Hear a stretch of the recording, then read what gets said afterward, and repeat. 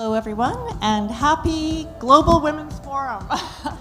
It's finally here. I'm so excited. I've been waiting for this, and here I am in beautiful Deauville for the first time. It is my first time.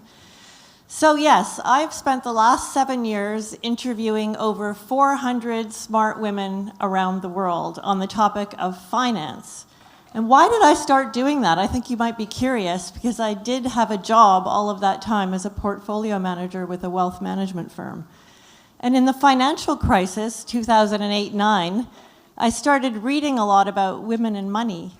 And it was really strange. Everything I read was negative. I'm not kidding, everything. I read all the research by all the research houses, the bank websites, everything. And negative messages like women don't take risk, women aren't interested in money or investing. Did you know that? All these things. And I thought, this is crazy. This is a disconnect between my experience in the real world, where I talk to strong, capable female investors every single day in my job. So I decided if I was going to do anything with my Chartered Financial Analyst designation, I should analyze this and try to change the world in this way. So I came up with this bright idea to interview really smart, accomplished women around the world. And I decided I would do 50 a year and share it in a white paper that I would release on International Women's Day. And here we are 7 years later, and I've been sharing these positive messages.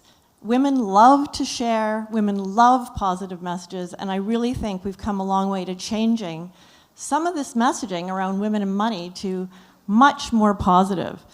So that is sort of my personal contribution to creating social value, shall we say, sharing these positive stories. And today, in this session, we're going to look at some corporate role models in Sodexo and Sanofi. And it's my pleasure to introduce Michel Landel, who, to me, and I met him for about half an hour last night to talk, he is not a smart woman, obviously. He is a smart man, and he is a man who is a true advocate for women. And he is a man who literally is changing the world, and together we're going to talk about that today. So welcome, Michel.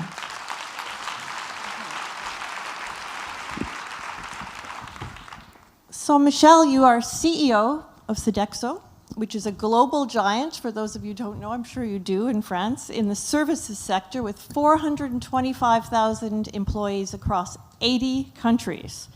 You are the leader in quality of life services. So can you tell us a little bit about how quality of life creates social value in the community? Well, first of all, thank you for having me. And, you know, it's always very impressive to be in this kind of audience for a man. Yeah? So, but I am very grateful to be here.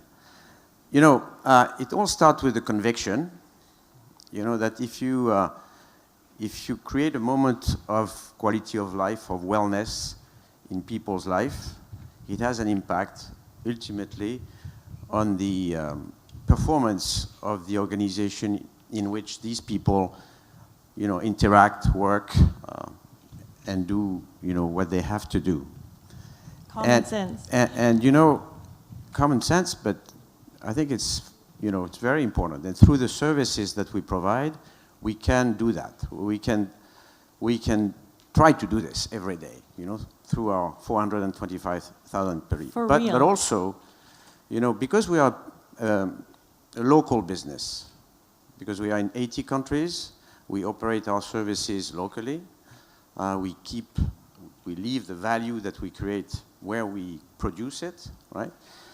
We participate to the, you know, social, economical, and environmental development of the communities in which we do business, right? So we create jobs, and because we hire many people who, in many cases, have very little education or no training, by providing them a job, by training them, we increase their employability, and, you know, we can expect that these people will have a better life. Incredible. Now, back to my favorite topic, and probably the favorite topic of all the women here. How can you tell us that you are helping women? How do you help women as a company? Well, actually we have in our company 54% of our population are women. That's a good start. Yeah, but you know, you know, the thing is, we, as I said, we employ a lot of people, and among them a lot of women, who have, when they come to us, no background, right? And when you think, you know, we do also a lot of business in emerging economies, and you know, when you think about women, they represent, among the entire unemployed population of the world, 2/3 of that population. So they suffer from unemployment a lot. Mm-hmm. They suffer from hunger as well. Mm-hmm. You know, 60% of hunger people in the world are women. So what we do through the programs that we have put together is trying to create jobs, train women, and engage them to, you know, to be entrepreneur. For example, you know, we have a supply chain program, inclusive program, that, you know, we've committed to spend $1 billion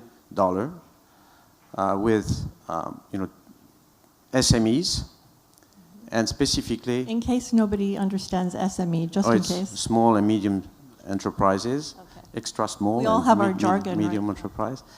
And also, and we are committing to help 5,000 of them around the world, and at least 2,000 from, you know, managed by women. We also, in many countries, when we implement our business, when we, for example, serve, you know, in Peru or in Chile, a lot of mine sites, right? What we do, we encourage women to create jobs, to create their own companies, so that they can serve Sodexo, I mean, provide services to Sodexo and sell their product to Sodexo, but also develop their business, right? Would you be able to give us maybe an example or two of one of those types of businesses that you've supported? Well, as I said, you know, in Peru, for example, we have created 11 training centers where we bring these women. We train them in, you know, hospitality, in managing maintenance, small maintenance, and they create their company, and they can, at that time, you know, hire other person, and, you know, have a revenue, have a better living, educate their kids, their children, and, you know, and grow and have a better social life, right? And self-confidence, you know? which is the key. So those kind of things. So we do that in many countries, and that's how we, you know, we contribute to, you know, to the social life. Amazing. Now let's talk about your employees just for a minute. Mm-hmm. Why do you think, Michel, that creating social value for your employees is so important to the organization? Well, for the same reason that we have to create social value as an organization, we are, you know, we have a responsibility in society, which is to develop people, and so we have 425,000 people in the company, we are the 19th largest employer in the world. So we have a huge responsibility because we, you know, we help families to, you know, to educate children, to, you know, to have a better life. And our goal and our objective is to grow these people. So we have, you know, we promote people from within. So many people of Sodexo have grown up from the bottom. And one of them is you. Haven't you been there 33 years or something like that? That's right, yeah. So grown from within, yes, just CEO. So it, you know, it is the essence of Sodexo and the purpose. We kind of a, you know, social elevator for the people that we hire. And on that note, in terms of what's gone on inside your company, to me, one of the best kept secrets that I've ever heard of is a report that you may not have heard of, that was recently issued by Sodexo called Gender Balanced Teams Linked to Better Business Performance. If you haven't read it, please do. It talks about how the optimal gender balance occurs when you have 40 to 60% women or men to impact performance. And so to me, when it comes to the topic of diversity, There's a lot of talk out there. Our social media feeds are just cluttered with all of these depressing statistics about diversity. But we all know that actions speak louder than words. And one of the things that struck me in this report, and why it's worth going into, is that this is a company that has done a study on their entire 50,000. And could you just elaborate a little bit about this study? Because it's quite fascinating. Well, there are a lot of studies Yes. to prove that, when you have gender balance, you have better results. Right. And frankly, one of the challenges of a company like Sodexo is to convince people that gender equity is the right thing to do, right?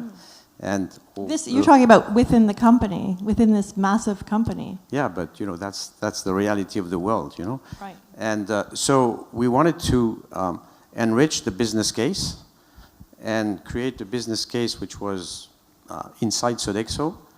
So we surveyed 50,000 of our managers, actually middle managers. That's a big survey, 50,000. In the world. And we analyzed what they've done over the last 3 years. And we've came to the conclusion that those managers who were working in teams with a team which is 40 to 60% gender balance have better results. And you have all the sweet statistics. spot is between 40 and 60%, right? So basically 50%, which makes sense because it's 50% of the world population. But we have better results in terms of image, in terms of engagement of people, and in terms of financial results as well.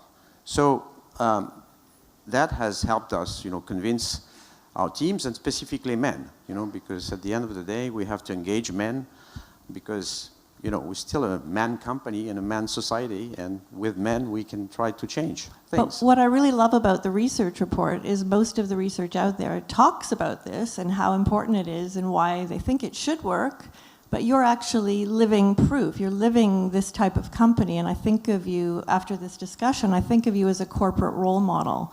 And I feel that if you're doing this right, shall we say, that this information should be shared more widely. And I think you're keeping it quiet. No, well, Until today, we did it for internal purposes, and I think many companies should do that because it's not that complex to do.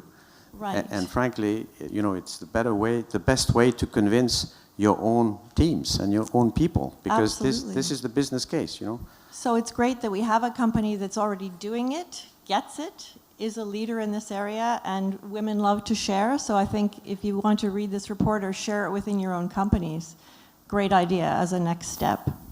Do you have anything else to say about that report?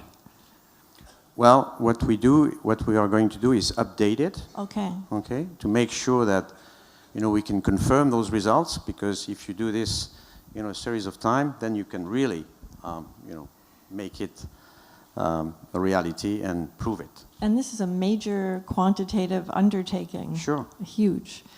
Okay, so what type of an impact has that report had on your firm itself? Well, the impact is that, we're moving, we have to engage people because this issue about gender equity is very complex, and we need to continuously, enrich the business case. So it helps us convince more people, engage them more, and I think we have done a very good job as a company, but we can always do better, right? Mm-hmm. Because we are far from being where we should be. We have, 50% of women at the board, almost 40% at the executive committee. But we need to, like in many companies, and most of the companies in the world, we have to really build the bench strengths, in the middle management, because it's all about that. And so it's a challenge and it's a journey, and we're not yet done. You're very humble. Why is gender balance such a crucial issue to you personally? Obviously, you couldn't do this without having the conviction that you do. Well, maybe because of my education, also certainly because of my wife. Tell us about her. She's very engaged, and she always challenged me on that, dimension, which and you didn't run away. Really helped me. I had also the chance to live in the US for many years, and at that time, you know, it was high in the, you know, as a you know, challenge for companies and organization. So, you know, and also because we are a people company, you know, and we serve 75 million people every day around the world. And a company like us, which is in a service business, we have to mirror, you know, the society that we serve, right? And there are more women than men in the world, so it makes sense for us as a business case. And again, you know, 60% of college graduates are women, you know, and all the good statistics that everybody knows here, which, you know, we cannot not afford to be an inclusive company. And we are trying to be a better company every day, but it's a journey. And you've proven that this is possible, and your company is highly successful. So there is, you know, there's no downside to this strategy that I can see. But I see, you know, many other companies doing the same and getting better. So I'm very optimistic. Oh, this is good. Yeah. This is very good. I guess the last question I'd like to ask, and then if we have time, which I don't think we do, we could have questions, but how have you engaged men in this process of embracing this whole idea of gender diversity? Well, you know, it has not been easy, but it has not been easy also to engage women at the beginning, right? So we engaged, and you know, what I believe is that each and every one of us, we have to challenge ourselves, and we have to change fundamentally to understand who the others are, because, you know, you are a woman, you're not a man, and I am a man, and you're not a woman, so you don't know what it is all about, you know? Right. So unless you really work on yourself, you cannot know. So what I've done and what we have done is we've really engaged our teams in, you know, profound, you know, work on awareness, training, development, and I would say that it's never finished. And we constantly have to challenge that dimension, because we don't know what we don't know, you know? So we have to learn. I love it. I think Sodexo is a corporate role model, definitely, that not only understands the power of gender diversity, but actually they are doing it right. I am just thrilled with your accomplishments. No, we're doing a lot of good things right, but we still have a lot to improve. I guarantee that. A perfectionist in our presence, I think. This We're just human beings, you know. I love it. You're a true inspiration to all of us. Do we have time for a question? No. All right. Thank you so very much. Thank you so much. Thank you. Thank you.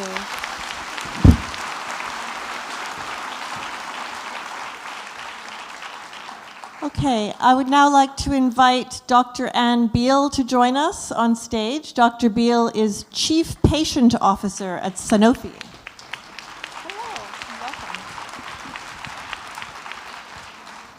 So hi, Anne. Hello, Barbara. Haha. So your title, Chief Patient Officer. Mm-hmm. That sounds like a really strange title to me. Can you tell us a little bit about that? Sure. Actually, usually the first question I get when I introduce myself is, so exactly what is it that you do? It really comes from the fact that we're in a healthcare industry, and pharmaceutical has historically been an industry where we actually started with the science or started with the scientific innovation and then said, we need to talk to other scientists about it. Then what we started to do is say, actually, it is physicians who are going to prescribe these products. So historically, then we developed an ability to talk to physicians and to say, here's how you need to understand our products. Over time, as payers started to come into the game and said, you know, we're going to make decisions as to whether or not we will cover some of these products, we developed a capacity to be able to talk to payers. But now we are realizing at the end of the day, it's the patient who is actually using our products. And more, it is the patient who's making decisions as to what products to use, what products not to use, what are the outcomes that matter to them. And so the whole ethos behind patient centricity and a focus on the patient is really understanding the patient as a key customer for use of our products. I love that. That sounds great. Patients as customers. Mm-hmm. Wow. So let's just drill down on that one a little bit. How does Sanofi accomplish that? How do they make patient-centric, or how do they delight their customers? That's a great question. So one of the things I'd like to remind people is before I was at Sanofi, I was with an organization called the Patient-Centered Outcomes Research Institute, which That's is a mouthful. Yes, it is, PCORI, so I'll call it PCORI. And it's a comparative effectiveness research institute, and there I was the COO and the chief officer for engagement. And I share that because when we were at PCORI and we decided that we wanted to engage patients as partners in our research, we realized that there were really only a few examples, but there was no right way or wrong way to do it. So we had to make plans and make it up. Similarly, when I came to Sanofi, we looked around and had to actually make it up for ourselves within the context of Sanofi. So the reason why I share that is because when I talk about this concept of patient centricity, I want to be honest and clear that we are making this up as we go along. It is a concept that we think has value. It is a concept that we think has an impact. But what we focus on is making sure that we adhere to certain principles. So one is keeping the patient at the center. Two is a focus on transparency, to make sure that whatever it is that we're doing with patients, we're straightforward and that we're really clear in terms of what it is that we're trying to achieve. Another principle is around partnership, because we often talk about issues such as what are we going to do to patients, for patients, on behalf of patients, but what we're trying to do is say, what are we now going to do with patients in terms of engaging them as partners? The other principle is what I call the continuous learning and improvement loop, so that whenever we do any kind of activity, whether it is a patient advisory panel or looking to have patient insights or whatever it is, we're clear on what it is that we're trying to achieve, but then we hold ourselves accountable for assessment, evaluation, and making sure that we've had the outcome that we desire. And then the last one is really what I think is the linchpin, which is the focus on outcomes. Because what I don't want us to do is the nice kumbaya, I don't know how that translates into French, kumbaya, but the nice thing that's about, you know, bringing in patients and talking to them without a real understanding as to the outcomes that we're trying to achieve. And it's when we actually are able to achieve outcomes that matter to patients, that's when I think we're bringing greater value. To make it maybe understandable to the audience, could you share maybe one story or patient example where you've gone through that process? Wow, lots of stories. So one of the things is that people will often say, okay, tell me the patient-centered thing to do. And so the first thing that I say is, like, don't ask me, I'm a doctor, okay? Right. Ask a patient. So part of what we've done is really try to instill a way of thinking about engaging with patients as partners. So as I mentioned, I'm a physician, I'm a health services researcher, and yet I've had to become an expert in issues such as creative design methods, which is a process whereby you bring the end user in and have them walk you through their experience with whatever it is that you're trying to design. And then they give you insights as to how to make it better and how to make it work for them. At every touch point along the way, right? Exactly, yeah. Exactly. And so there's a way to do that, to bring in patients to help you set up your clinical protocols as you're then doing studies. Or if you have arthritis and you need to inject yourself with a product, how does that patient handle that? And what is it that they need to do in order to be able to self-administer? Or if someone has an app that we want to develop for them to help them manage a chronic condition, what is it that they really need and what is it that makes it important to them? So just co-creation is one type of tool that we use, but it is an example of the different ways that you can actually pull in patients and have them give you the insights that you would never think of unless you actually worked with patients themselves. Interesting. And in listening to this, I'm thinking that everyone in this room, of course, is a patient or a potential patient, I suppose. Could you give us any advice as to maybe how we might want to approach our situations? As patients? Yes. So one of the things that I think has been a challenge within the healthcare industry is that if you look 100 years ago, we died of infectious disease. We died of pneumonia, diarrhea, tuberculosis. But if you look at the next 100 years, or even where we are now, we are actually dying of chronic disease, high blood pressure, heart disease, diabetes. The difference between those is that with these chronic diseases, the patient is center in terms of managing those conditions, making lifestyle changes, thinking about nutrition, thinking about how to monitor themselves, how to change their drugs. While with infectious disease, you were sick, you got a shot, you got an antibiotic. There was no question about preferences or what outcomes you want or lifestyle changes. None of that. And so I think the patient who's going to do well on a go-forward basis will be the patient who understands their condition, who is empowered, who's able to really understand what it is that they're trying to achieve, but also who's able to engage and talk with their providers as partners, to really think through making clear what it is that they want as outcomes. So let me just give you an example. I know you're jumping to another question, but Not quite. my aunt, who was 83 at the time, was diagnosed with lung cancer. And I am her niece, loving niece. And so I went and started to look at different things and say, okay, this is what I want to make sure that she has. And I'm thinking about all of the data that talks about 5-year mortality.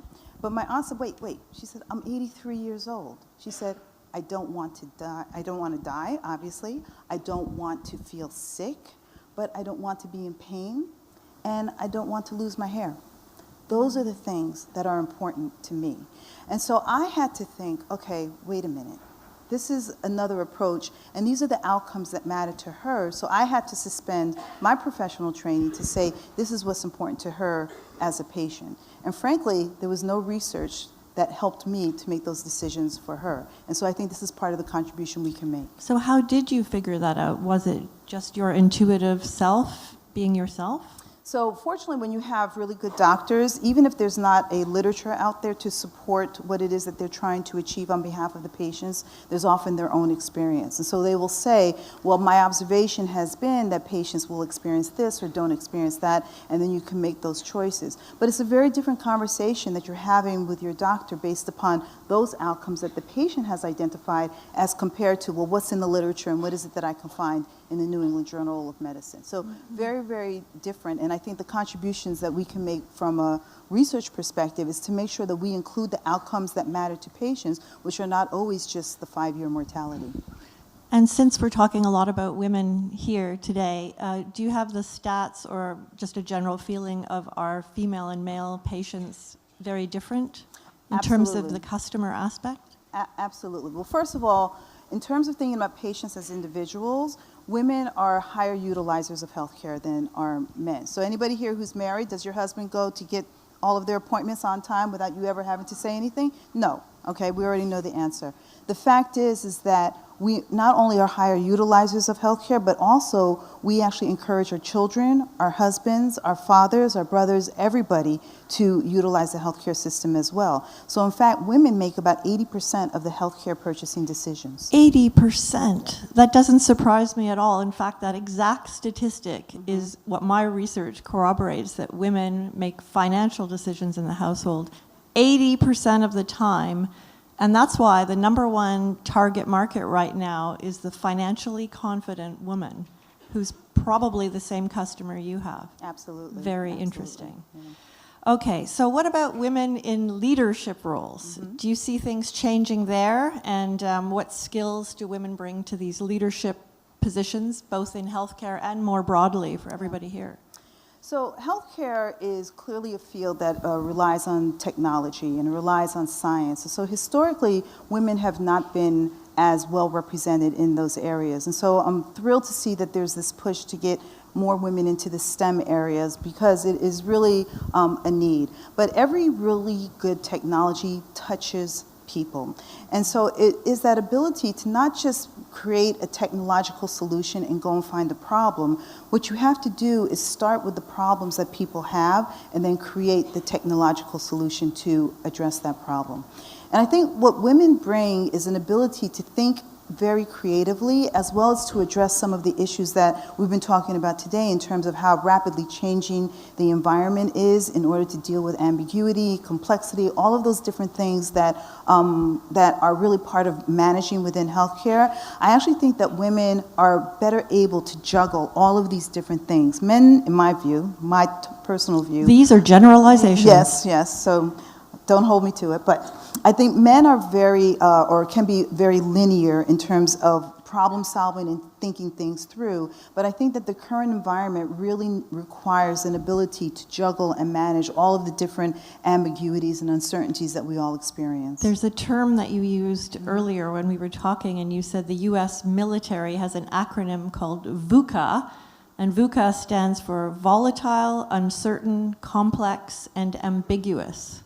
Absolutely. Is that what you're talking about? Exactly. And so that is the exact environment that many of us are working in. And actually, I think that that is the kind of environment where particularly women thrive and where women or female leadership is really able to have an impact, because we're able to see a lot of these different challenges, a lot of different possibilities, and to think through. And the other thing which is actually not included in there is the fact that women tend to be a bit more collaborative in terms of leadership. And so there's actually a study that was done at Harvard Business School which showed that the characteristics that get one to leadership in terms of really being very forthright, directive, or having a certain amount of hubris, those are exactly the kind of characteristics that get you into leadership and yet are the ones that make you a poor leader. The characteristics that make you actually a good leader in terms of cooperation, listening to others, thinking a bit more collectively, those tend to be the kinds of characteristics that make you a better leader but are less likely to get you into those leadership roles. And there's some thinking that that's part of what contributes to the bias that we see in terms of women in leadership roles, that there's certain characteristics that we may tend to have may not be as valued as much. However, they're what really makes us very, very good leaders. Wow. Okay. You probably don't sleep much because you're in the medical profession, I'm guessing? Oh, I sleep. You Yeah, do? yeah. Okay. Well, I don't. No. What does keep you up at night? What's your main thing you're working on right now? Well, actually, what keeps me up is not work-related in that it's about the job right now. What keeps me up is, I think, an issue that we're talking about today, which is around the shared economy. Not from the perspective of what is the shared economy, but because it was a disruptive innovation that has come into so many businesses. And as I look at healthcare, as I look at the rise in chronic disease, as I look at the challenges that we're experiencing from a healthcare perspective, I think that the answers are not going to be in better, faster drugs, technologies, et cetera. I think the answer is going to be in prevention and preventing disease. And what actually keeps me up is I have not, in my own thinking, been able to think through what might be a business model for prevention, broad-based prevention, to actually create a never event, for something not to happen. But I think as we're looking at the challenges in terms of the rising costs of healthcare, the challenges with chronic disease, the longevity that we're seeing, and we want people to not only age, but to age well, and to age happily, and to age in wellness, it really has to be this focus on prevention. This is what I think about, and this is what actually does keep me up, because I think it is, one, a very patient-centered approach to think about preventing disease, but also I'm not sure how to do it, and I'm not sure if there's a government or an institute or a business model that exists that really pushes out something to make us better and well and create, as I said, the never events. Thank you so much. In our last minute, because I always like to ask doctors for free advice, I don't know about you, but could you offer your best tip for us in terms of prevention of anything, broadly speaking? What should we be doing, in your view? It's actually so incredibly simple. Sleep 8 hours every night. One time I made it my New Year's resolution to sleep 8 hours a night. It was a life-changing resolution. Absolutely do that. Eat fruits and vegetables. It's that easy, folks. Thank you so much. Wonderful.